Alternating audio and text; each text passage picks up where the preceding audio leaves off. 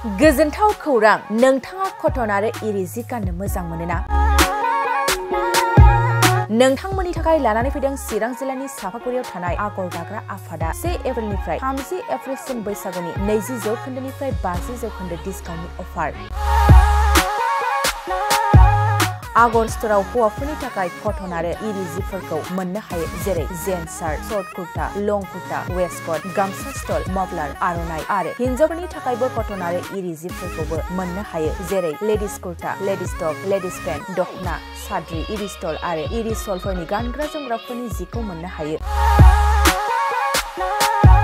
Cotton आरो इरि जिफोरखौ गानग्रा एबा बायग्राफोरनि थाखाय आगर स्ट'रा मोजां सुबिदाबो खालामदों जेरै अनलाइननि गेजेरजों वाट्सएप नाम्बार, फेसबुक आरो इनस्टाग्रामनि गेजेरजों बायनो हागोन आरो सोरबाफोर हलसेल बायग्रा दंबा हलसेलबो बायनो हानायनि सुबिदा दं। बेजों लोगोसेनो मोनसे गोजोनथाव खौरांबाव आगर दाग्रा आफादाव सोरबाफोर जि दानो गोसो गुदुं आइजो सुबुं दंब्ला जि दाफिननो हागोन। गोबां बाथ्रा मिथिबावनो थाखाय 8822063339 9678923836 आरो 9613 224401 जानबुं नाम्बारनि गेजेरजों खौरां लाहरनो हागोन।